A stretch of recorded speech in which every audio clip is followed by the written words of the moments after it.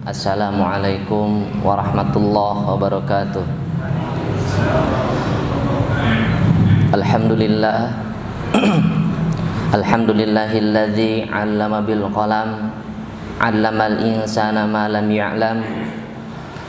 Wassalatu wassalamu ala man ba'athahu Allahu rahmatan lil alamin, Sayyidina Muhammadin wa ala alihi wa sahbihi ajma'in. Asyhadu an la ilaha illallah wahdahu la syarikalah wa asyhadu anna Muhammadan abduhu wa rasuluh. Amma ba'du. Qala Allah ta'ala, a'udzu billahi samiil 'aliim minasyaitonir rajim. Ya ayyuhalladzina amanu taqullaha haqqa tuqatih wa la tamutunna illa wa antum muslimun. Ya ayyuhalladzina amanu taqullaha wa qulu qawlan sadida yuslih lakum a'malakum wa yaghfir lakum dzunubakum wa may yuti'illaha wa rasulahu faqad faza fawzan 'azima. Fa inna asdaqal hadithi kitabullah wa khairal hadi hadi Muhammadin sallallahu alaihi wasallam. Wa syarrul umuri muhdatsatuha wa kullu muhdatsatin bid'ah wa kullu bid'atin dhalalah wa kullu dhalalatin finnar. Jamaah yang dirahmati Allah Subhanahu wa taala, marilah kita senantiasa meningkatkan keimanan dan ketakwaan kita kepada Allah Subhanahu wa taala atas segala limpahan nikmat yang tak terhitung yang Allah Subhanahu wa taala berikan kepada kita. Segala puji hanya untuk Allah Subhanahu wa taala yang telah menurunkan Al-Qur'an sebagai cahaya dan petunjuk keselamatan bagi manusia, penyempurna kitab-kitab sebelumnya dan mukjizat agung Nabiyuna Muhammad sallallahu alaihi wasallam. Di dalamnya terdapat berbagai pelajaran dan hikmah yang tak terhitung. Lentera manusia di kegelapan zaman, Al-Quran senantiasa hidup dan menerangi luasnya bahtera kehidupan. Siapa yang berpegang dengannya pasti selamat, dan siapa yang lepas darinya pasti celaka. Jamaah yang dirahmati Allah Subhanahu wa taala, dan di antara ayat-ayatnya yang mulia yang termaktub dalam Al-Quran, ada satu ayat yang bisa kita ambil pesan di dalamnya, yang mana ayat tersebut berada dalam surat Al-Kahfi, sebuah surat yang disunnahkan bagi kita untuk membacanya pada hari Jumat atau malam Jumat, sebagaimana yang dikatakan oleh Imam Asy-Syafi'i dalam kitab Al-Um, yang dinukil oleh Imam An-Nawawi dalam Al-Majmu', bersandarkan atau berdalilkan sabda Nabi Muhammad sallallahu alaihi wasallam, man qara'a surat al-kahfi lailatal jum'ah adha'a lahu minan nur fima bainahu wa bainal baitil atiq. Barang siapa yang membaca surat Al-Kahfi pada malam Jumat, dia akan disinari cahaya antara dia dan Ka'bah. Hadis riwayat Ad-Darimi. Dan juga hadis man qara'a surat al-kahfi fi yaumil jum'ati adha'a lahu minan nuri ma bainal jum'atain. Barang siapa yang membaca surat Al-Kahfi pada hari Jumat, dia akan disinari cahaya di antara dua Jumat. Hadis riwayat An-Nasai dan Baihaqi.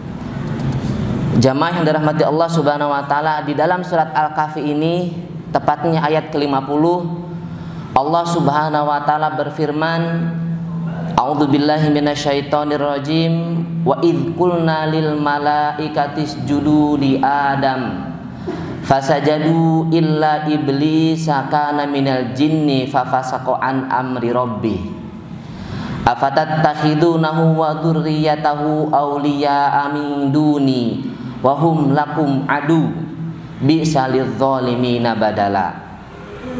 Dan ingatlah ketika kami berfirman kepada para malaikat, sujudlah kamu kepada Adam. Maka sujudlah mereka kecuali iblis. Dia adalah dari golongan jin. Maka ia mendurhakai perintah Tuhannya. Patutkah kamu mengambil dia dan turunan-turunannya sebagai pemimpin selain daripadaku, sedang mereka adalah musuhmu?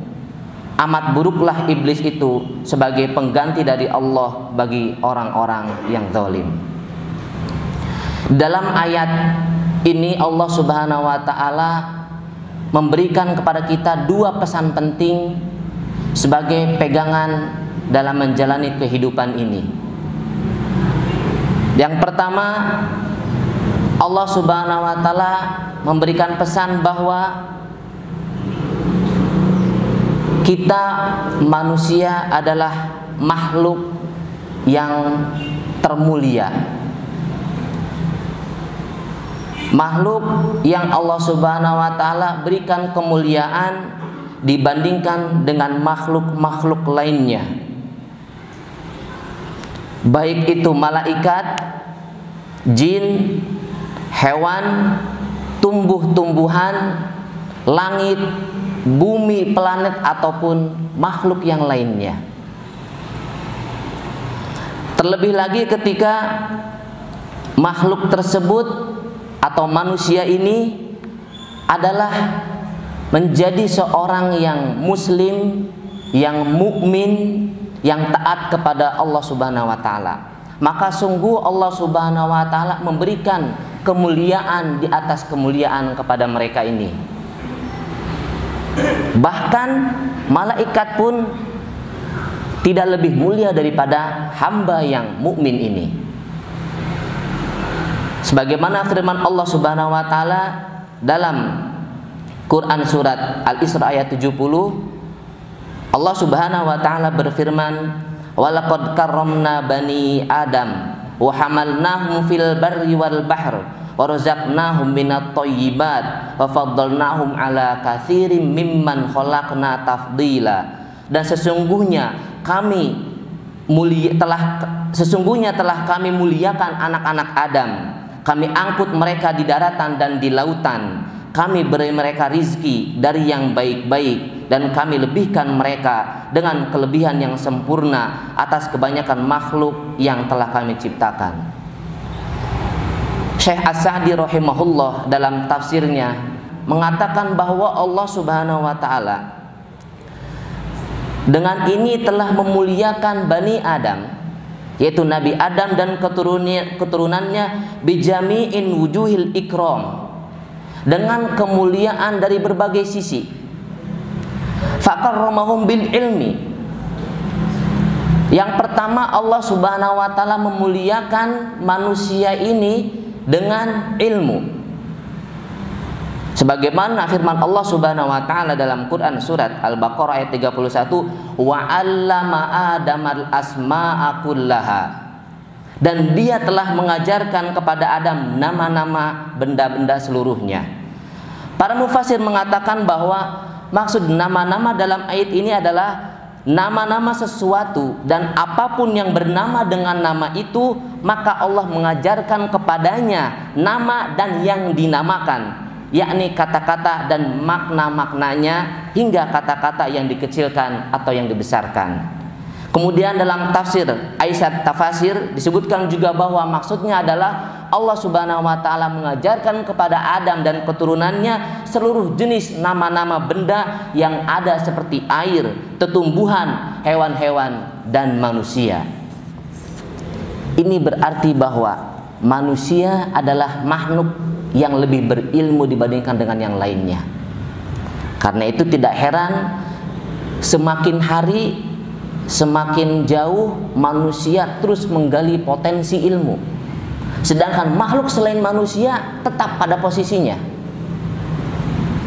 Allah lebihkan kepada manusia ilmu dengan mengajarkannya, tinggal bagaimana manusia mau menggali potensi itu. Siapa yang mau menggalinya, maka Allah akan belikan, Allah akan tambahkan ilmu tersebut. Kemudian yang kedua, fakarramahum bil aql. Allah muliakan manusia dengan akal pikiran. Sebagaimana firman Allah Subhanahu wa taala dalam Quran surat Ali Imran ayat 190 sampai dengan 191, Inna fi khalqis samawati wal ardi wa ikhtilafil laili wan nahar la ayatil liulil albab alladzina yadhkuruna Allaha qiyaman wa qu'udan wa 'ala junubihim wa yatafakkaruna fi khalqis samawati wal ard Rabbana ma khalaqta hadza batila subhanaka faqina adzabannar. Sesungguhnya dalam penciptaan langit dan bumi dan silih bergantinya malam dan siang terdapat tanda-tanda bagi orang-orang yang berakal, yaitu orang-orang yang mengingat Allah sambil berdiri atau duduk atau dalam keadaan berbaring, dan mereka memikirkan tentang penciptaan langit dan bumi seraya berkata, Ya Rob kami, tiadalah Engkau menciptakan ini dengan sia-sia. Maha suci Engkau, maka peliharalah kami dari siksa neraka. Jamaah yang dirahmati Allah Subhanahu wa taala, dan akal dalam Islam mempunyai kedudukan yang penting. Mempunyai kedudukan yang agung, yang dengan akal Allah Subhanahu wa taala berikan kepadanya Al-Qur'an. Jadi Al-Quran ditunjukkan hanya untuk orang-orang yang berakal. Sebagaimana firman Allah Subhanahu wa taala dalam Quran surat Shad ayat ke-43, wa dzikra liulil albab, dan pelajaran bagi orang-orang yang mempunyai akal. Kemudian juga taklif atau beban syariat Allah Subhanahu wa taala bebankan kepada mereka yang berakal. Sebagaimana sabda Rasulullah sallallahu alaihi wasallam, rufi'al qalam an thalathatin, anin naim hatta yastaiqir, wa anis sabi hatta yahtalim, wa anil majnun hatta yaqil. Bahwa pena diangkat atau dibebaskan dari 3 golongan. Jadi maksudnya catatan kebaikan dan keburukan, itu berupa beban atau taklif tadi, diangkat atau dibebaskan kepada 3 golongan. Yang pertama adalah orang yang tidur sampai dia bangun. Kemudian anak kecil sampai dia mimpi basah atau baligh. Dan yang ketiga adalah orang gila sampai ia kembali sadar atau berakal. Hadis riwayat Abu Daud. Dan Allah Subhanahu wa taala pun mencela para penduduk neraka yang mereka ketika di dunia tidak menggunakan akalnya untuk berpikir tentang perintah, tentang syariat, tentang aturan, tentang agama Allah Subhanahu wa taala. Sebagaimana firman-Nya, wa qalu law kunna nasma'u aw naqilu ma kunna fi ashabis sa'ir. Dan mereka berkata, sekiranya kami mendengarkan atau memikirkan peringatan itu, niscaya tidaklah kami termasuk penghuni-penghuni neraka yang menyala-nyala. Quran surat Mulk ayat 10. Kemudian jamaah yang dirahmati Allah Subhanahu wa taala, kemuliaan yang berikutnya yang Allah berikan kepada manusia yang beriman adalah wa irsalur rusul alaihimus salatu wassalam. Setelah diberikan ilmu dan diajarkan, lalu diberikan akal, Allah Subhanahu wa taala utus kepada tiap umat seorang rasul untuk melengkapi hujah. Ya. Allah Subhanahu wa taala berfirman, "Walaqad ba'atsna fi kulli ummatir rasul an ibudullaha wajtanibut taghut." Dan sungguh kami telah mengutus rasul pada tiap-tiap umat untuk menyerukan sembahlah Allah saja dan jauhilah taghut itu. Quran surat An-Nahl ayat 36.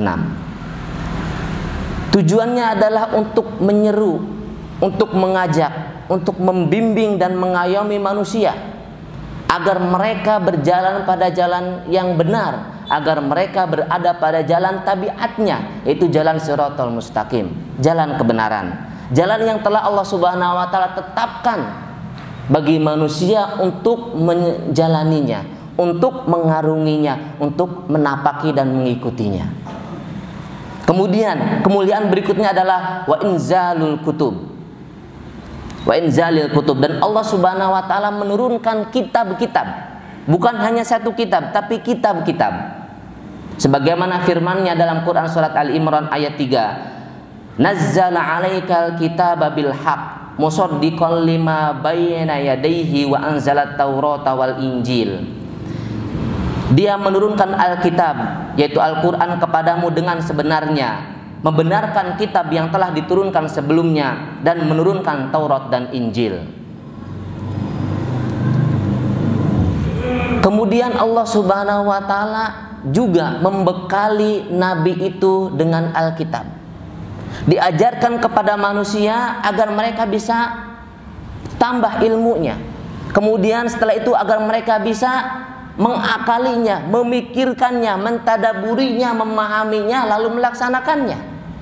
Sempurnalah hujah Allah Subhanahu wa Ta'ala di hadapan manusia. Tidak ada alasan lagi untuk kafir, untuk musyrik, untuk maksiat, untuk dosa.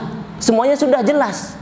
Dan semua itu Allah Subhanahu wa Ta'ala berikan kepada manusia sebagai makhluk yang mulia.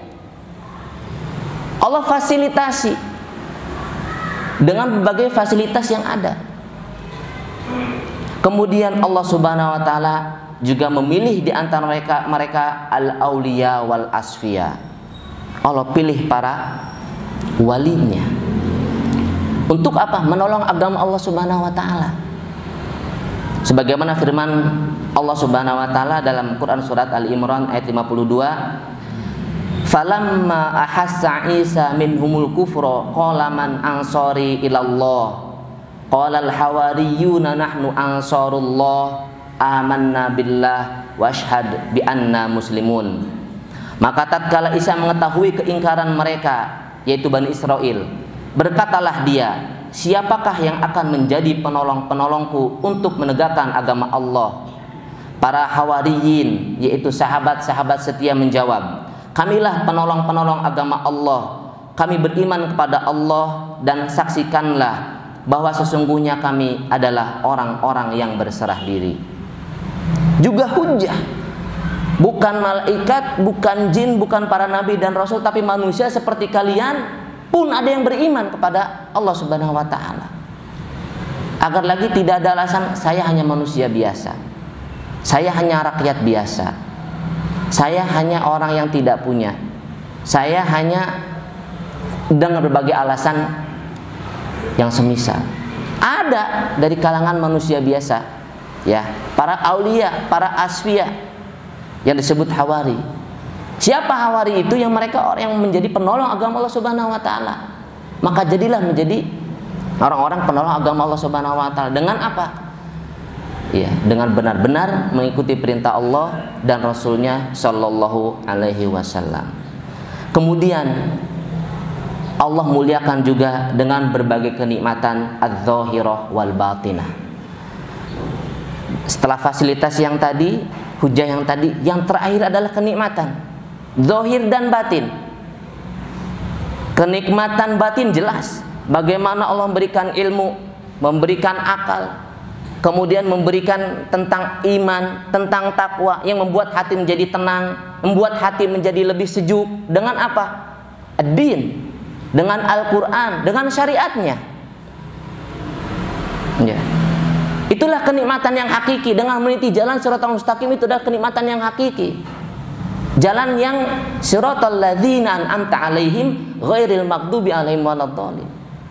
Jalan yang telah Allah beri nikmat kepada mereka, ya, bukan jalan al-maghdub atau ad-dhall. Siapa yang diberi nikmat, kata Allah Subhanahu wa Ta'ala, mayutillah war rasul, kembalinya ke apa?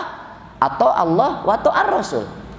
Itulah kenikmatan yang hakiki, kenikmatan batin. Faulaika ma'alladzina an'amallahu alaihim minan nabiyyin wasiddiqin wasyuhada wassalihin wa hasuna ulaika rafiqa. Inilah kenikmatan batin yang hakiki. Lalu kenikmatan zahir, jelas apa yang kurang di dunia ini, semuanya ditanggung rezekinya oleh Allah Subhanahu wa Ta'ala. Wa ma min dabatin fil ardi illa 'alallahi rizquha wa ya'lamu mustaqarraha wa mustaudaha kullu fi kitabim mubin. Dan tidak ada suatu binatang melata pun di bumi melainkan Allah lah yang memberi rezekinya, dan Dia mengetahui tempat berdiam binatang itu dan tempat penyimpanannya semuanya tertulis dalam kitab yang nyata, yaitu Lauhul Mahfuz. Quran surat Hud ayat ke-6. Kemudian jamaah yang dirahmati Allah Subhanahu wa taala, pesan yang kedua dari surat Al-Kahfi ayat ke-50 adalah bahwa Allah memberikan pesan sekaligus peringatan yang keras kepada kita bahwa annasyaiton huwa adu, bahwa setan adalah musuh nyata bagi kalian. Allah Subhanahu wa taala mengulang-ulang ayat ini, mengulang-ulang pesan ini di berbagai surat, di berbagai ayat yang berbeda untuk menekankan kepada kalian wahai manusia yang mulia bahwa ada makhluk yang terkutuk sebagai musuh kalian, yaitu setan. Allah Subhanahu wa taala berfirman dalam Quran surat Al-A'raf ayat 11 sampai dengan 17, "Walaqad khalaqnakum tsumma sawwarnakum tsumma qulna lil malaikati isjudu li Adam fasajadu illa iblis lam yakum minas sajidin. Qala ma man'aka alla tasjud id amartuk. Qala ana khairum minhu khalaqtani min nar wa khalaqtahu min tin. Qala fahbit minha fama yakunu laka an tatakabbaru fiha fakhruj innaka minas saghirin. Qala anzirni ila yaumi yub'atsun. Qala innaka minal munzirin. Qala fabima aghwaytani la'aqudanna lahum siratakal mustaqim thumma la'atiyannahum min baini aydihim wa min khalfihim wa an aymanihim wa an syama'ilihim wa la tajidu aktsarahum syakirin. Sesungguhnya kami telah menciptakan kamu Adam, lalu kami bentuk tubuhmu, kemudian kami katakan kepada para malaikat, bersujudlah kamu kepada Adam. Maka mereka pun bersujud kecuali iblis. Dia tidak termasuk mereka yang bersujud. Allah Subhanahu wa taala berfirman, apakah yang menghalangimu untuk bersujud kepada Adam di waktu aku menyuruhmu? Iblis menjawab, saya lebih baik daripadanya. Engkau ciptakan saya dari api, sedang dia engkau ciptakan dari tanah. Allah berfirman, turunlah kamu dari surga itu, karena kamu sepatutnya menyombongkan diri di dalamnya. Maka keluarlah, sesungguhnya kamu termasuk orang-orang yang hina. Iblis menjawab, beri tangguhlah saya sampai waktu mereka dibangkitkan. Allah berfirman, sesungguhnya kamu termasuk mereka yang diberi tangguh. Iblis menjawab, karena engkau telah menghukum saya tersesat, saya benar-benar akan menghalangi mereka dari jalan engkau yang lurus. Kemudian saya akan mendatangi mereka dari muka dan dari belakang mereka, dari kanan dan dari kiri mereka, dan engkau tidak akan mendapati kebanyakan mereka bersyukur. Ini adalah ayat yang jelas dari awal sampai akhir, memberikan kepada kita bagaimana histori permusuhan iblis atau setan dan sekutunya kepada manusia, yaitu dari penciptaan Adam. Ketika iblis tidak mau sujud kepada Adam sebagai bentuk penghormatan, aba wastakbaro, menolak dan membangkang dengan penuh angkuh dan congkak dengan mengatakan saya lebih baik dari dia. Dari sinilah titik mula permusuhan abadi manusia sehingga hari kiamat nanti benar-benar terjadi. Di sanalah akan dihisab antara manusia dengan iblis. Maka wajib bagi kita untuk berpegang teguh dengan Allah Subhanahu wa taala. Karena pilihannya cuma dua.